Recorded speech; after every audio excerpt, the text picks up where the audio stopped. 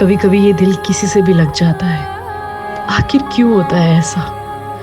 शायद ये एक रूह का पाक रिश्ता होता है दूसरी रूह के साथ, जो ना समाज की बनी दीवारों से डरता है ना नियमों को।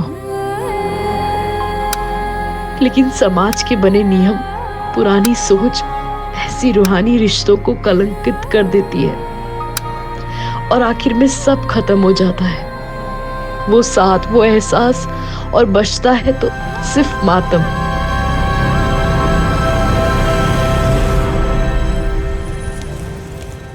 अब्दुल काका। हाँ चांद बेटा। सब तैयारी हो गई है?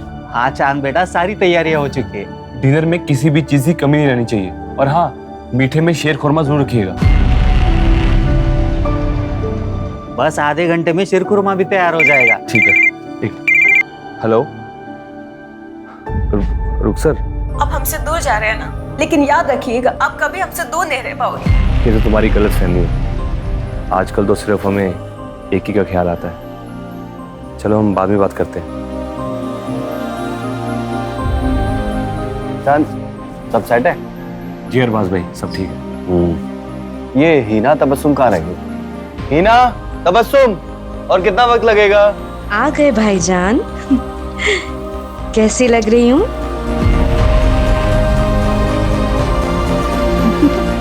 भाभी,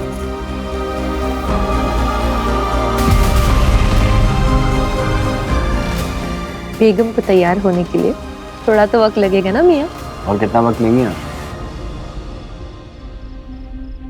अब हमारी बहन को देखिए, कितना जल्दी तैयार होकर आ गई। एक मिनट, तेरा कॉल है। हेलो। हाँ जोया। तुम जो कर रहे हो ना चांद, इसका नतीजा अच्छा नहीं होगा। तुम्हारे लिए क्या कुछ नहीं किया हमने।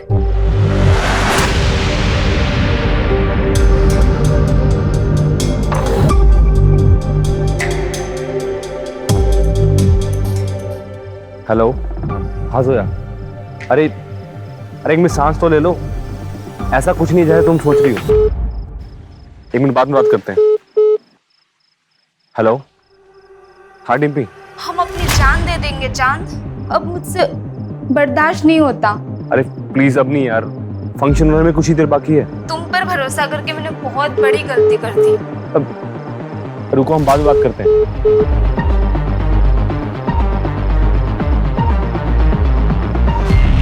हेलो। क्या कर रहे हो? तैयार तो होगी तो एक फोटो ही भेज दो। अगर हमारे होने वाले शौहर को पता चला तो? प्लीज प्लीज प्लीज जान, एक फोटो। आपको ना थोड़ा इंतजार करना पड़ेगा। अच्छा चलो हम रखते हैं, बारात आने का टाइम हो गया है। ठीक।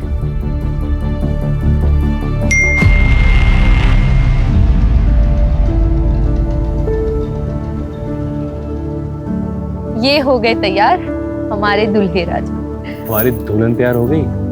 हाँ हो गई, चलिए अंदर।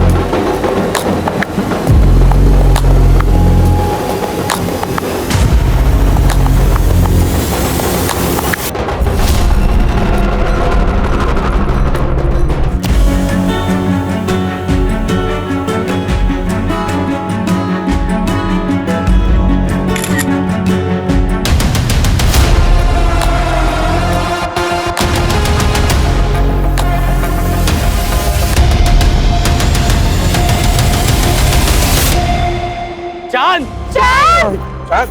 भैया, भैया क्या हुआ? क्या हुआ?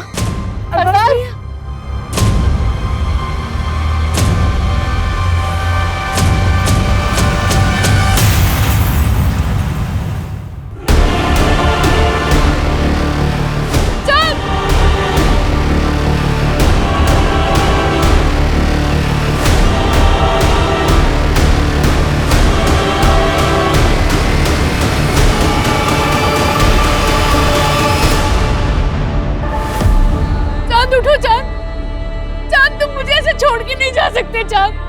चांद उठो, चांद, चांद।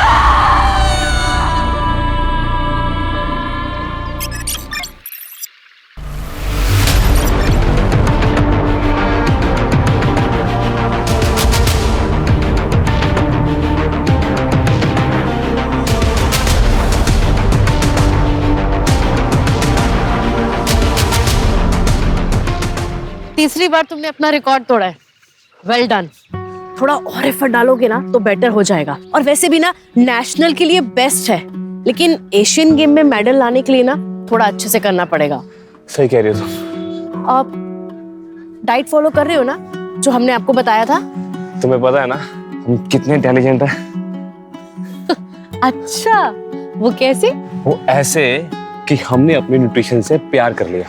अब सारी जिंदगी फिटनेस की टेंशन खत्म। अच्छा, लेकिन हम सीरियस हैं। हम चाहते हैं कि आप अपना स्टेमिना बढ़ाओ एशियन गेम के लिए, और बहुत जरूरी है। तुम्हें मेरे स्टेमिना पे शक है तो एक बार हटो।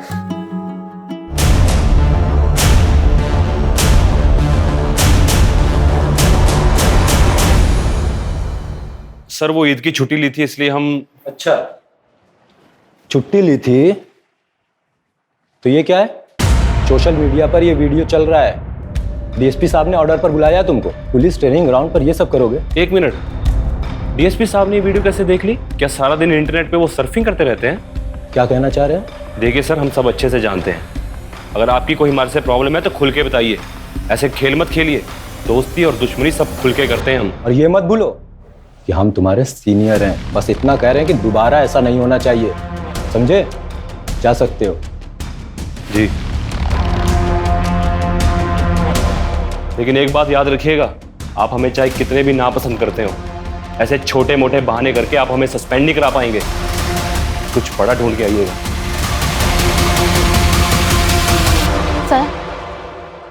सर, जी क्या हुआ बताइए। हमारा नाम रीना है। हमारे नेशनल कॉलेज के पास एक बार है जहाँ पर कुछ लोग हमेशा नशे की हालत में लड़कियों के साथ छेड़छाड़ करते रहते हैं। उस बार का मालिक भी हमारे साथ बदतमीजी करता है। क्या नाम है बार का?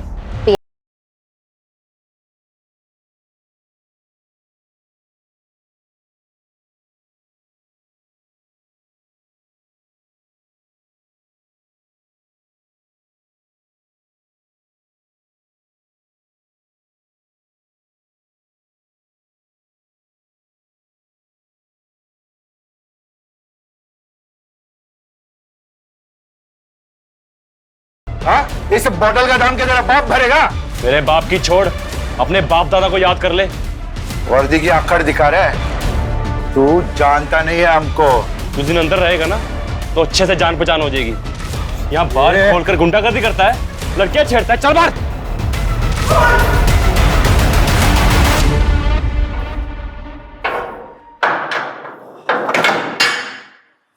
ये सब क्या चांद? कुछ नहीं सर, अपनी ड्यूटी कर रहे हैं। ये आदमी ना कहानी मत सुनाओ मुझे।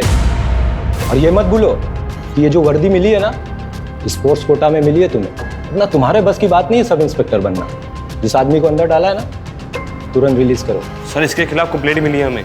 कंप्लेन मिली है? मतलब कोई भी लड़की आकर कुछ भी कहेगी, बिना इंक्वायरी किए मान लोगे? हाँ मिश्रा जी? Yes sir. ये सज्जन आदमी को तुरंत रिलीज करिए। यस।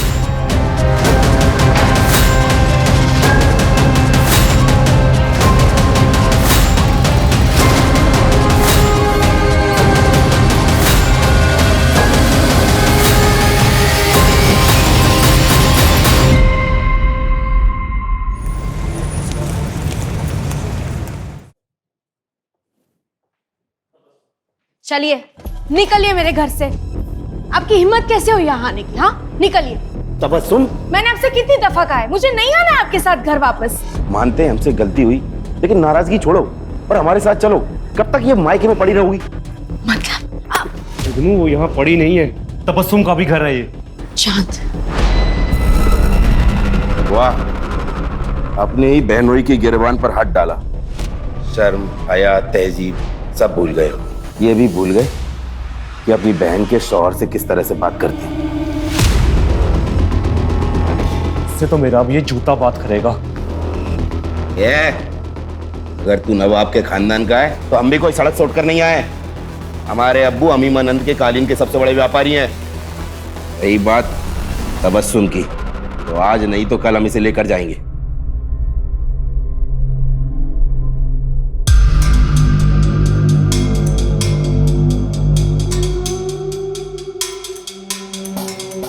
क्या है ये सब? तुम्हें इस बात का अंदाजा भी है कि हम नवाबों के खानदान से हैं? हमने ख्वाब में भी नहीं सोचा था कि हमें इस तरह की बेहूदगी देखने को मिलेगी कभी। वो लड़की न तो हमारी कौम की है और ना ही हमारी बराबरी की है। ये रिश्ता तो हरगिज नहीं हो सकता। निकाह तो हम नैना से ही करेंगे। फिर तो हमारी लाश पर से गुजर कर करना होगा तुम्हें ये निकाह। अब्बा, बुरा ना मानिएगा, पर आज दुनिया बहुत आगे बढ़ चुकी है और हमें चांद को अपने फैसले लेने का हक देना चाहिए।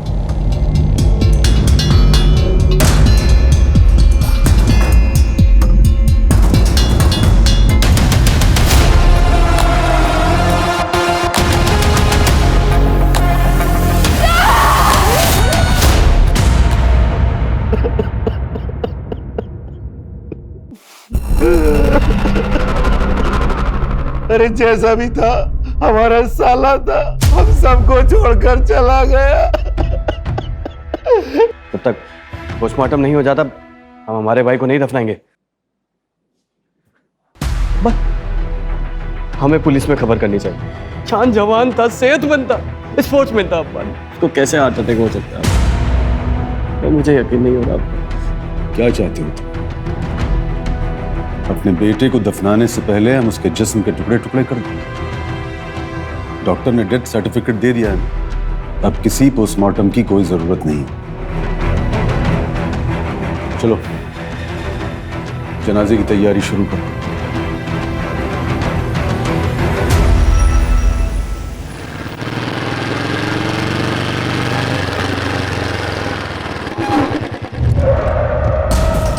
ए, कौन हो तुम लोग? क्या कर?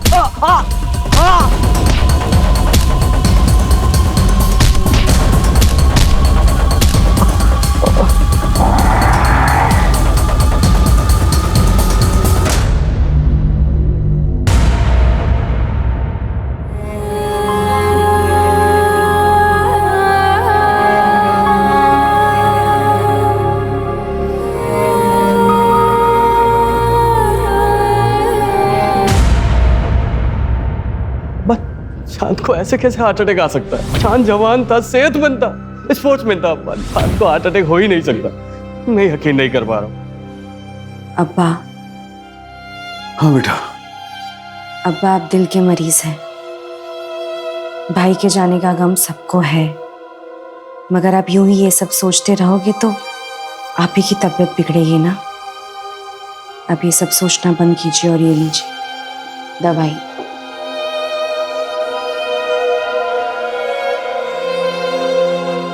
आपको आपकी तबीयत का ख्याल रखना है।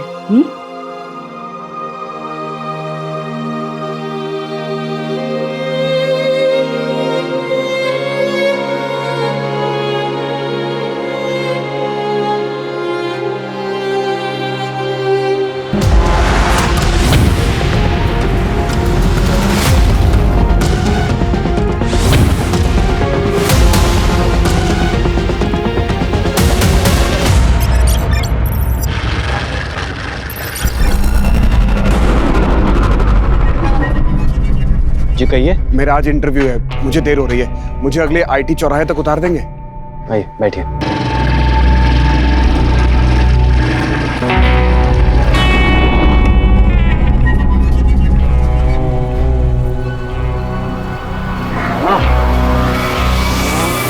बस बस यही रोक दीजिए। Thank you sir, thank you so much.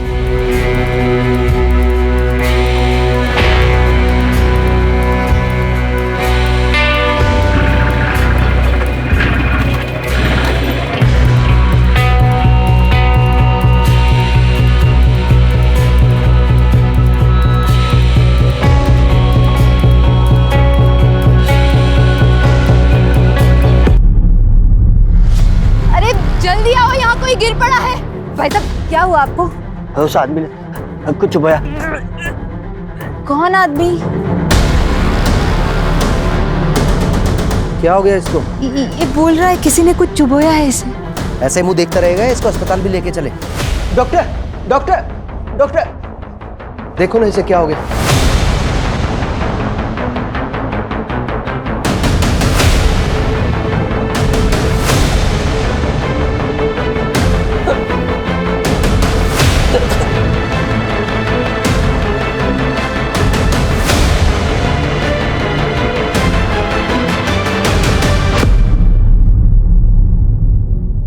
I am sorry, पर ये नहीं रहे।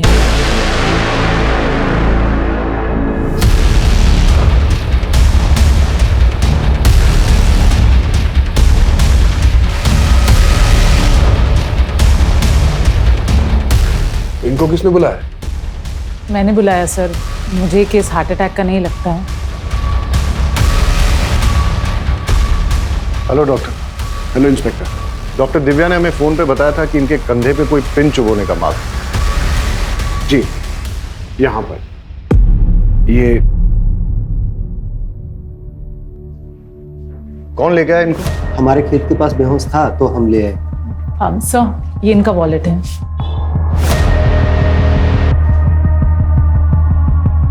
नवाब अरबाज कुरैशी, उन्नाव। फैमिली को इन्फॉर्म करो और बॉडी को पोस्टमार्टम के लिए भेज दो। Right sir.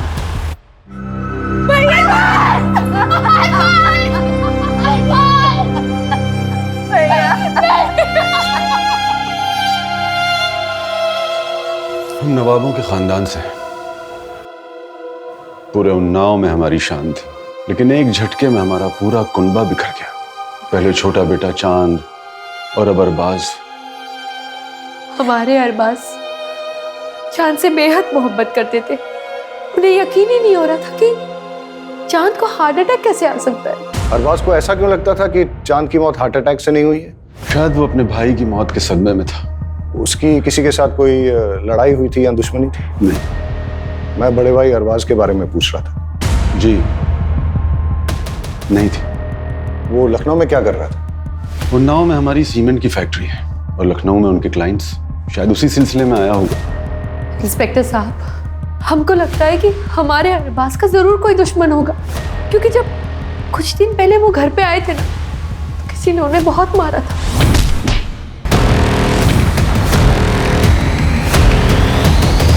सर, जब अरबाज पर अटैक हुआ था उसी समय मैंने उससे कहा था कि पुलिस स्टेशन में आकर एक FIR कराने के लिए। सुना है नवाब साहब कि आपके ऊपर किसी ने हमला कर दिया। आप ना पुलिस स्टेशन आ जाइए और आकर एक FIR लिखवा दीजिए। लेकिन वो आया ही नहीं। बेचारा अपने भाई चांद गिरा हार्ट अटैक से। चांद एक नेशनल लेवल एथलीट था, सब इंस्पेक्टर था और उसकी फैमिली बोल रही थी कि एकदम फिट था। अब उसका इस तरह हार्ट अटैक से मरना कुछ समझ में नहीं आ रहा है। आजकल तो लोग जिम में एक्सरसाइज करते करते बेवजह मर जाते हैं हार्ट अटैक से। आप ही हैं नवाब साहब के फैमिली डॉक्टर? जी हाँ। आप यकीन से कह सकते हैं कि चांद की मौत हार्ट अटैक से हुई थी? नवाब साहब के घराने की फैमिली हिस्ट्री में दिल की बीमारी है। चांद, अरबाज, उससे पहले उनकी माँ भी 2 साल पहले हार्ट अटैक से मरी थी। ठीक है, आप जा सकते हैं। ठीक है। अर्जुन साहब, चांद के पोस्टमार्टम के साथ साथ उसका टॉक्सिकोलॉजी टेस्ट भी करवा और पता करो ये अरबाज के साथ मारपीट किसने की थी। 2 भाइयों की मौत, वो भी एक के बाद एक, और अरबाज के साथ मौत के पहले मारपीट भी हुई थी। वो ना हो इसमें कोई दुश्मनी का एंगल जरूर है। अब सवाल ये उठता है कि दुश्मन घर के बाहर है या अंदर। अरे कूद जा लल्ले, कुछ नहीं है। नहीं अनु, मैं नहीं कूदूंगा। अरे तुम्हारी ऐसी की तैसी। नहीं अनु, मत।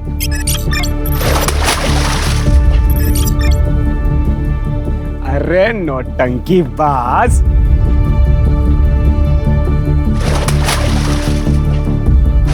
अनु, कुछ हो जाता तो। हो गई नौटंकी, कमर तक तो पानी नहीं है तुम्हारे। नौटंकी बाज।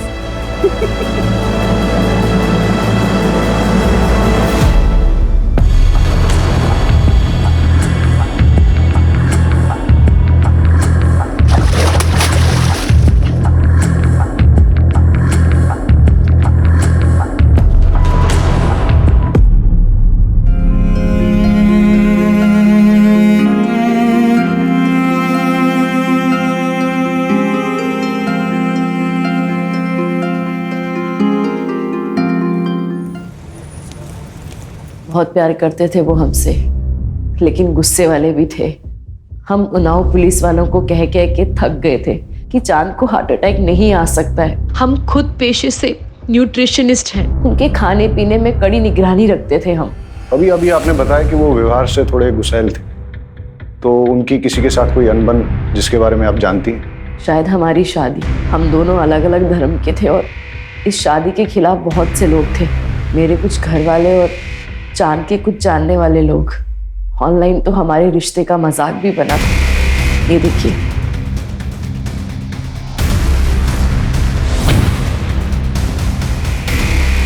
ये वीडियो सबसे पहले किस आईपी एड्रेस से अपलोड हुई, किसने भेजी और किस किस को भेजी, सारी डिटेल्स निकालो। जी सर, और मैंने उस चौक पे भी पता करने के लिए कह दिया है जहां अरबाज के साथ मारपीट हुई थी।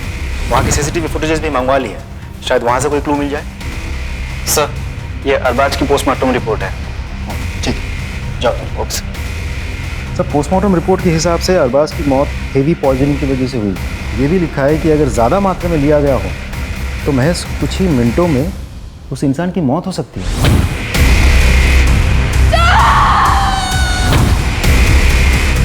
पता करो ये जहर कहाँ से प्रोक्योर किया जा सकता है। और हाँ, अगर अरबाज की मौत जहर देने से हुई है तो हो सकता है कि चांद को भी ऐसे ही मारा गया।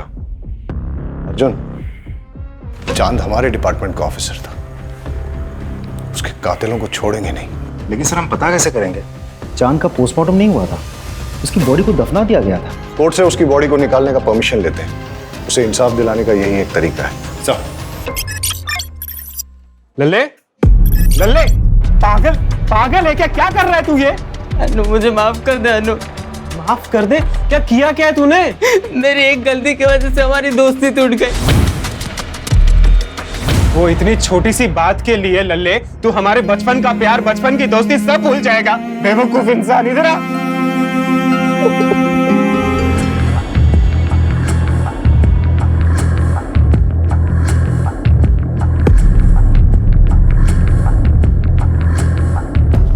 तो चांद के अवशेष को निकलवाकर टॉक्सिकोलॉजी के लिए भेज दिया गया है। हमारी फोर्स का होनहार ऑफिसर था, फिर भी मरने के बाद भी उसे चैन नहीं मिला। इंस्पेक्टर राकेश के साथ चांद की कुछ प्रॉब्लम चल रही थी। अपने राकेश साहब जो है ना, बड़े साहब, खाने पिलाने वाले आदमी थे, और चांद साहब एकदम सीधे साधे। उनके बीच में कुछ तो झगड़ा चल रहा था। सुन, जो फाइल के पन्ने पलट रहा है ना, बंद कर दे, और जो कर रहा है ना वो भी करना बंद कर। हम क्या कर रहे हैं सर? सस्पेंड करा देंगे तुझे। नहीं करा पाएंगे सर, आखिर उड़ते हुए तीर को कौन न्योता देता है? चांद और उसके बड़े भाई अरबाज दोनों ही जुगनू और तबस्सुम की तलाक करवाने के पीछे पड़े थे। इससे तो मेरा अब ये जूता बात करेगा, क्योंकि वो दोनों जुगनू को पसंद नहीं करते थे। क्या प्रॉब्लम थी जुगनू के साथ? जुगनू ने झूठ बोल के शादी की थी। न वो नवाब है और ना ही पैसे वाला, दिन भर आवारागर्दी करता रहता है, अयाशी करता रहता है। पता करो ये जुगनू कहाँ टिमटिमाता है। Right sir.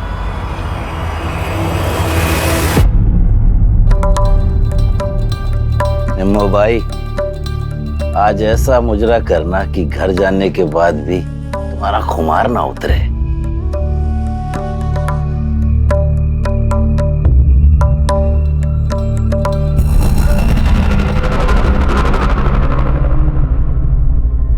यहाँ तो ताला लगा हुआ है। नजाकत ने लूटा शराफत। पुलिस हमारे घर? चल अंदर बैठ। अरे ये क्या बदतमीजी है? चल।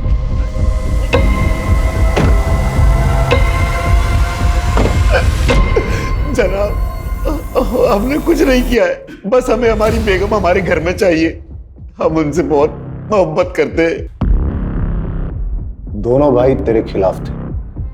चांद जो कि पुलिस ऑफिसर था, पहले तूने उसको मार दिया, और साथ ही साथ नवाब साहब की प्रॉपर्टी का एक हकदार कम कर दिया, और फिर मौका मिलने पर उसके बड़े भाई अरबाज को भी रास्ते से हटा दिया तूने।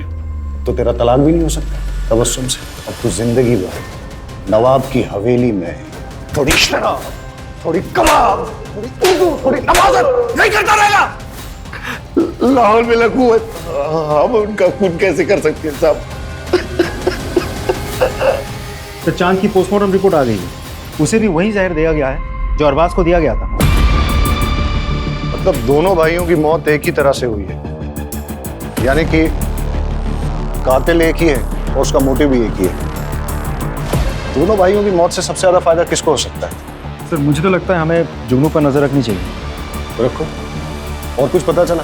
सर हम अरबाज के कॉल रिकॉर्ड चेक कर रहे थे, पता चला कि वो एक सीबीआई ऑफिसर के साथ टच में था, नाम है सदानंद भोसले। अच्छा, भोसले साहब से अपॉइंटमेंट लो, मिलते हैं। सर तुम्हारे सोशल मीडिया का पेज नैना और चांद के खिलाफ हेट स्पीच से भरा है। क्यों भाई, क्यों किया ऐसा? सर मैंने लिखा और वो वीडियो भी वायरल की। इसमें क्या गलत किया सर?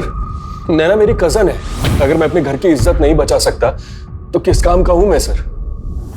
ये लोग हमारी बहन बेटियों को भड़का रहे हैं सर। इसलिए चांद को रास्ते से हटा दिया, मार दिया उसको तुमने? गुस्सा तो बहुत आता था उस पे, ऐसे देख के खून खौलता था, लेकिन मैंने उसे नहीं मारा सर। हमारे पास आई विटनेस है जिसने तुमको चांद के साथ लड़ते हुए देखा है। अबे हीरो, चल निकल यहां से, वरना तेरी सारी रंगबाजी यहीं निकाल दूंगा।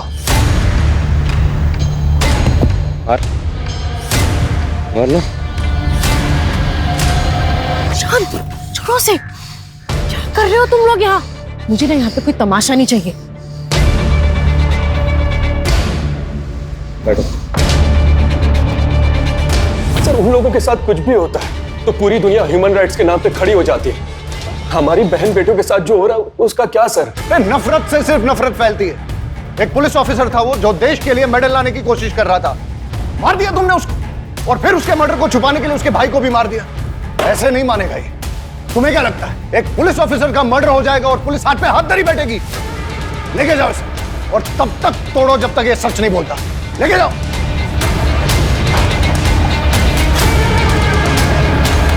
सर खबरों से पता चला है कि अरबाज के मौत से पहले उसके साथ जो मारपीट हुई थी वो बबलू के आदमियों ने की थी। उठा के लाओ बबलू को। साहब हमने यार बस आपको मारा था साहब, लेकिन उसने हमें पैसे दिए थे साहब मारने के। उसने किसने? जुगनू मियां ने साहब। अरबाज को पिटवाया तूने? साहब मैं बहुत गुस्से में था साहब। जब मैं चांद के जनाजे में गया तो अरबाज ने मेरे साथ बदतमीजी की। या अल्लाह, हमारे भाई की जान के बदले हमें उठा लिया होता। बस कर ये नाटक। हमारे भाई के जनाजे पे बैठ के ये घड़ियाली आंसू मत बहा। यहाँ पे निकल जाए, यहाँ से निकल, उठ और चला जाए यहाँ से। मुझे धक्के मारकर हवेली के बाहर निकाल दिया, बस इसी बात पे गुस्सा था। लेकिन इसका मतलब ये तो नहीं कि मैंने किसी को मारा है। एक पुलिस ऑफिसर का मर्डर हुआ है, इसे डंडे मार के तब तक मुजरा करवाओ जब तक ये सच नहीं बोलता। लेके जाओ। साहब sir CBI officer Sadanand Bhosle के साथ मीटिंग फिक्स हो गई है।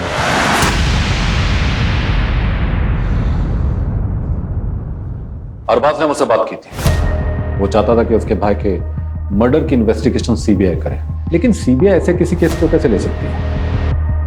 मैंने उसे लोकल पुलिस स्टेशन में जाकर एफआईआर दर्ज कराने की बात की थी। सब इंस्पेक्टर चांद का मर्डर केस काफी पर्सनल है सर हमारे लिए। एक पुलिस ऑफिसर को मारा गया और उसके बाद उसके बड़े भाई का भी मर्डर किया गया, और अभी भी हमारे हाथ में कोई ठोस कड़ी नहीं लग पाई। Anyways, thank you.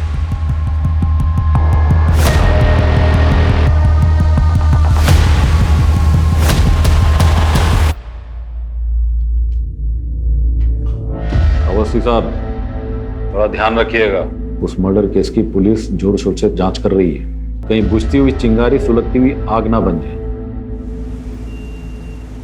केस के लिए जरूरी है इसलिए तुमसे पूछ रहा हूं, क्या तुम्हारे और चांद के बीच में फिजिकल रिलेशंस थे? नहीं सर, हमने डिसाइड किया था कि जो करेंगे शादी के बाद करेंगे। लेकिन आप ये सवाल क्यों पूछ रहे हो? इससे उसकी मौत का क्या वास्ता है? जांच में हमें यह पता चला है कि चांद उन्नाव के बाहर एक केमिस्ट से रेगुलर तौर पे सेक्सुअल परफॉर्मेंस की दवाइयां खरीदता था।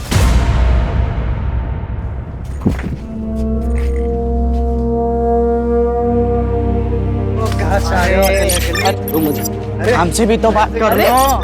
पकड़ो इसे। क्या कर रहे हो? अरे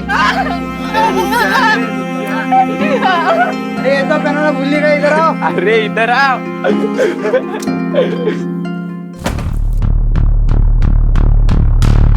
इंस्पेक्टर साहब, आप लोग यहाँ? आपकी हवेली की तलाशी लेनी। सर्च वारंट है हमारे पास। अर्जुन सर, सर्च करो।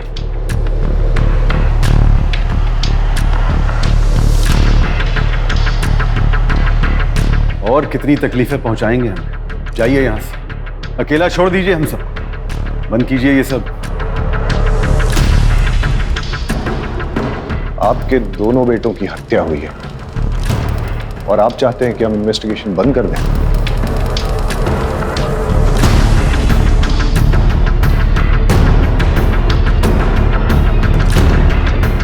सर, चांद के कमरे से ये मोबाइल और ये फाइल मिली।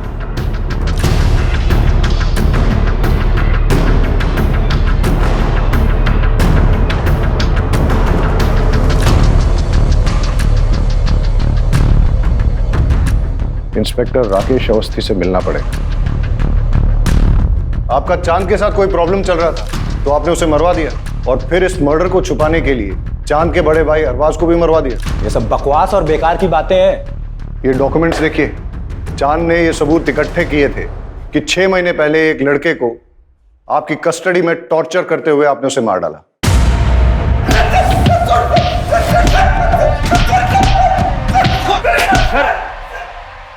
सर क्या कर रहे हैं? अगर इसका लाइसेंस एक्सपायर है तो कैसे जान से मार देंगे? तुम मेरे बीच में टांग अड़ाना बंद कर, निकल यहां से। मैंने कहा निकल यहां से।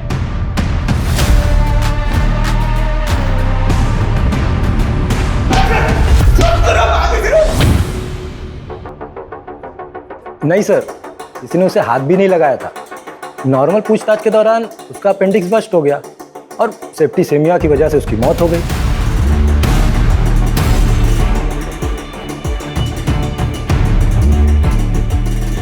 हम ना छोड़ेंगे नहीं तुम्हें। एक मासूम की जान ले ली तुमने। तुम्हारा असली चेहरा ना सबके सामने लेकर आएंगे, ये हमारा तुमसे वादा है। हम आपसे बहुत इज्जत से पेश आ रहे हैं, तो ये मत भूलिएगा कि हम आपके बराबर के ऑफिसर हैं। सीमा लांगी या लांगने की कोशिश की तो बात डीएसपी तक जाएगी।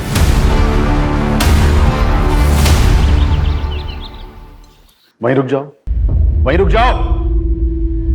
अगर हमारा बेटा तुम्हारे प्यार में नहीं पड़ा होता ना तो आज वो जिंदा होता। अगर आपने अपना बेटा खोया तो मैंने भी अपना प्यार खोया है। कुछ नहीं खोया है तुम, लेकिन हमने अपना बेटा खोया है। और हमें तो कभी कभी लगता है कि तुम्हारे घर वालों में से किसी ने हमारे बेटे को। अब वो आपकी तबीयत खराब हो जाएगी। आपको जो लगता है लगता रहे, बाहर के लोगों को भी ना बहुत कुछ लगता है।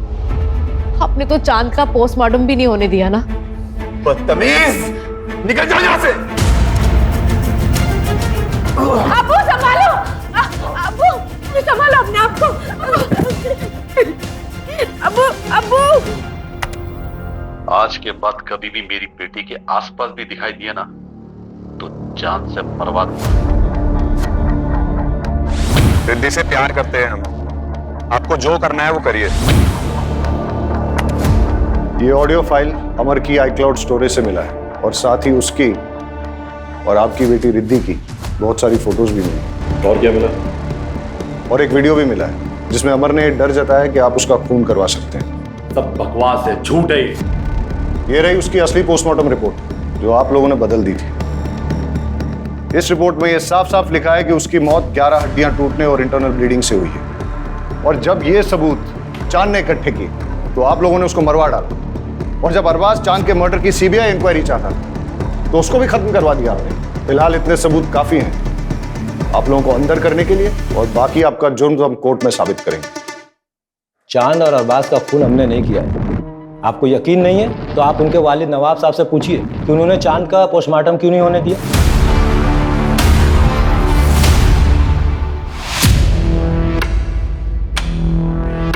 कैसे हैं इकबाल साहब? ठीक है। अभी हमें जब पता चला कि इकबाल साहब को हॉस्पिटल लेके आए तो हमने सोचा कहीं इनके साथ भी ऐसा ही तो नहीं हुआ जैसा इनके बेटों के साथ।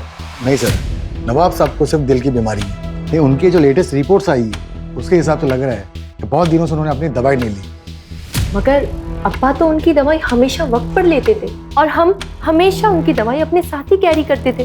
वक्त पे वक्त अगर जरूरत पड़ गई तो आप हमें 2 मिनट दीजिए, हम लेकर आते हैं।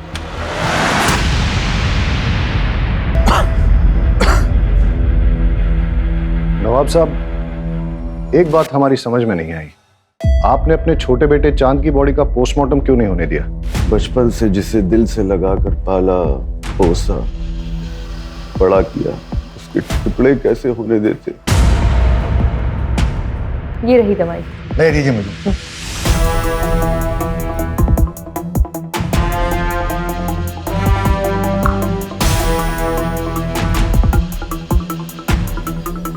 सर ये तो शुगर है, चीनी है ये।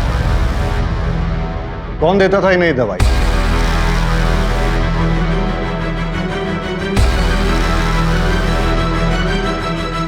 तुमने अपने अब्बा को मारने की कोशिश की, क्यों किया तुमने ऐसा? प्यार करते थे हम किसी और से, मगर हमारे अब्बू ने हमारा निकाह उस जुगनू से करवा दिया। नवाबी चोला ओढ़ एक जालिम और जिद्दी इंसान है मेरे अब्बू। और तुम्हारे भाई? उन्होंने भी नहीं रोका इंस्पेक्टर साहब मेरे अब्बू को। चांद भैया ने खुद के निकाह के वक्त तो किसी की भी नहीं सुनी, मगर मेरे निकाह के वक्त उनके मुंह में दही जम गया था। नफरत हो गई थी हमें उन सब से। अच्छा हुआ दोनों मर गए, काश मेरे अब्बू भी मर जाते। मर गए या तुमने मरवा दिया? नहीं इंस्पेक्टर साहब, चाहने में और करने में फर्क होता है। हमें नफरत जरूर थी मगर हमने नहीं मारा उन्हें, सच्ची।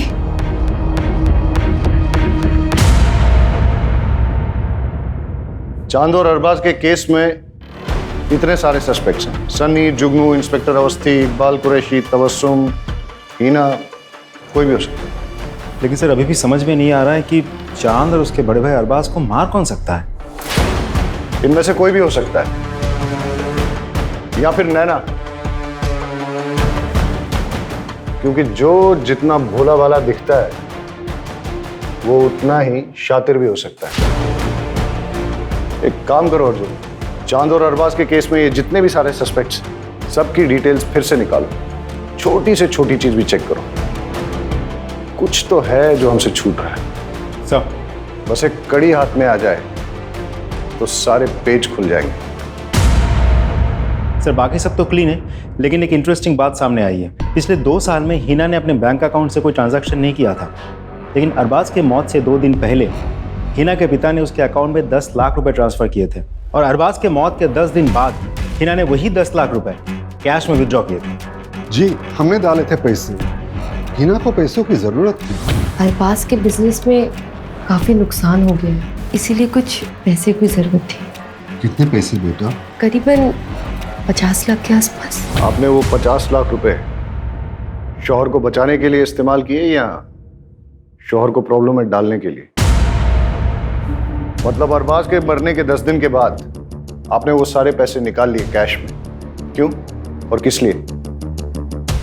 घर में जरूरत थी इसलिए। हमने नवाब साहब से भी बात की और तबस्सुम से भी। आपने घर पे न तो वो पैसे किसी को दिए हैं और ना ही घर के खर्च के लिए इस्तेमाल किए हैं। कहाँ इस्तेमाल किए वो 50 लाख? सुना है आपने अपने पर्सनल क्लिनिक के लिए नए इक्विपमेंट खरीदे। हाँ तो सर इसमें क्या क्राइम हो गया? ये क्राइम तो नहीं है, लेकिन ये 50 लाख रुपए आपके पास आए कहाँ से? मेरे पैसे हैं, मैंने जमा किए थे। चलिए वो छोड़िए, ये बताइए, आप तो लखनऊ में प्रैक्टिस करते हैं, तो फिर आप जिस दिन चांद की मौत हुई उस दिन उन्नाव में क्या कर रहे थे? जिस ऑटो में आप बैठ के गए थे और आपने जो उसको ऑनलाइन पैसे ट्रांसफर किए थे भाड़े के तौर पे, उसका रिकॉर्ड भी है हमारे पास। और उस ऑटो वाले ने हमें ये बताया कि आप ऑटो में वेट कर रहे थे, जब चांद की बारात आई तभी आपने उसे छोड़ा। हम उस जहर तक भी पहुंच गए जो आपने लैब टेक्नीशियन संतोष सिंह से खरीदा और जिस जहर को आपने चांद और अरबाज में इंजेक्ट किया। डॉक्टर साहब अब तो सच बोल दो, मैंने दोनों का फोन किया।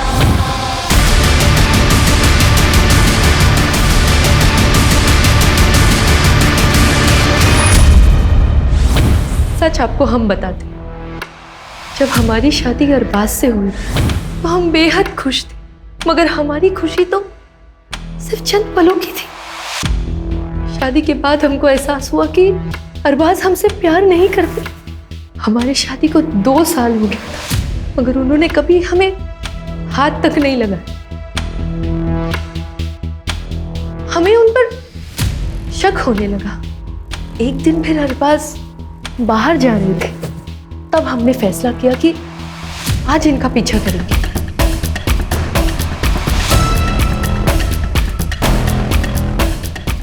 अरे लल्ले, आज तुम हमसे मिलने आए हो? हमने देखा कि हमारे शौहर एक मर्द के साथ मोहब्बत कर रहे थे। पागल है क्या तू? मरना है तुमको? आई लव यू टू लल्ले। जब तुमने मुझे एकदम से किस कर लिया था तो मैं घबरा गया था। मैं अपने आप को एक्सेप्ट नहीं कर पा रहा था मैं, पर सच बात तो यह है कि आई लव यू टू। लेकिन अनु, दुनिया हमें समझ नहीं पाएगी।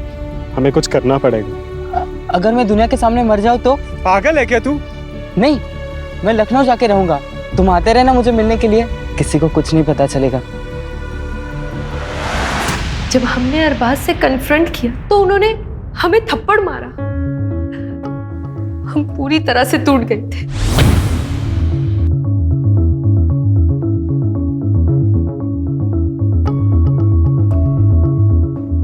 क्या हुआ भाभी? आप रो क्यों रही हैं? तुम्हारे भाई हमसे नहीं बल्कि एक मर्द से मोहब्बत करते हैं।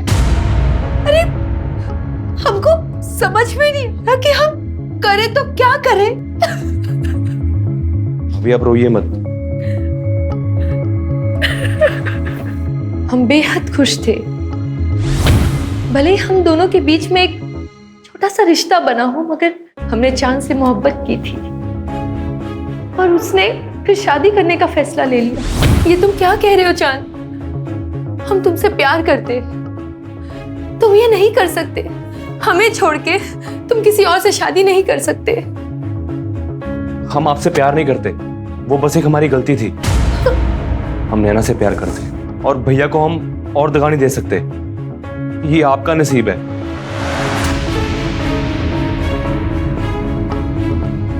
एक भाई ने हमें तन्हा कर दिया और दूसरे ने हमारा प्यार किसी और को उठाकर दे दिया। ये देखकर हमारी इतनी ठेस पहुंची कि हमारा दिल पत्थर का बन गया साहब। जब एक इंसान का दिल पत्थर का बन जाता है ना, फिर उससे कोई फर्क नहीं पड़ता। हमें रत्ती भर भी अफसोस नहीं हुआ ये फैसला लेते हुए कि अब हम इन दोनों को मार देंगे। ऊपर वाला आपको दोनों जहां की खुशियां अता फरमाए।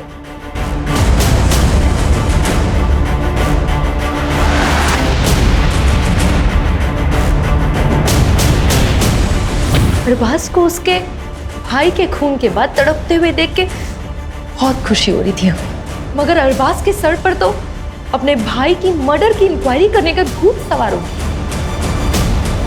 बस फिर क्या, अरबाज और उसके भूत दोनों को साथ में दफना दिया। जी कहिए। मेरा आज इंटरव्यू है, मुझे देर हो रही है। मुझे अगले आईटी चौराहे तक उतार देंगे?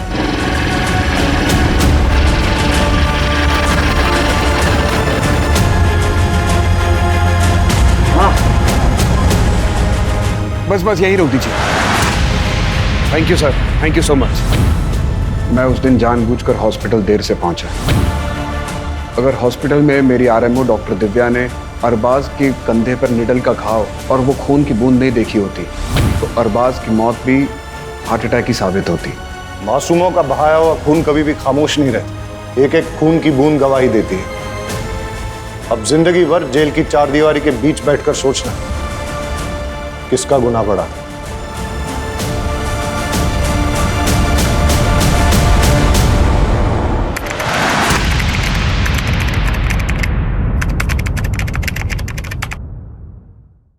क्राइम पेट्रोल के ऐसे ही मजेदार एपिसोड्स देखने के लिए हमारे चैनल को सब्सक्राइब करें